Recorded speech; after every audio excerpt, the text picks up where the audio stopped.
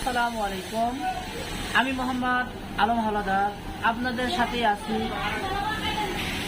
তো ভিউয়ার্স, বরাবরের মতোই খুবই গুরুত্বপূর্ণ প্রোগ্রামিং ভিডিও নিয়ে আসলাম।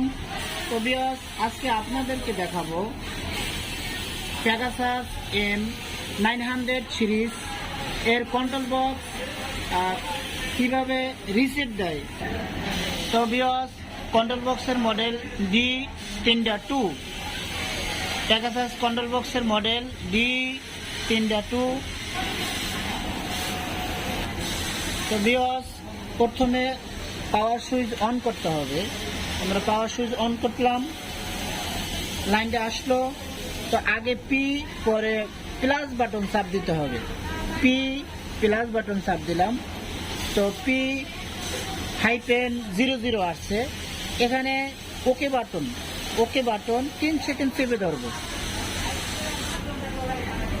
3 সেকেন্ড চেপে ধরলাম, এটা রিসেট হয়ে গেছে।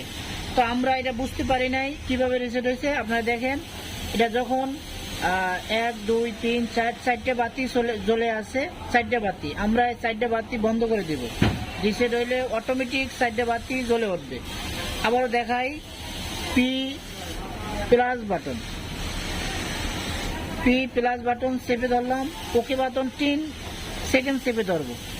মেশিনটা আমাদের রিসেট হয়েছে। এই যে বাতি চলে উঠছে, রিসেট হয়ে গেছে। তো নতুন ভিডিও পেতে চ্যানেলটি অবশ্যই সাবস্ক্রাইব করে রাখুন, পাশে থাকা বেল ঘন্টা বাজিয়ে রাখুন। তো ভিউয়ার্স, আমাদের ভিডিও যদি ভালো লেগে থাকে আর কোনো উপকারে আসে তাহলে অবশ্যই একটা লাইক করে দিবেন। তো ভিউয়ার্স, যে কোনো মতামত কমেন্ট বক্সে কমেন্ট করে দিবেন।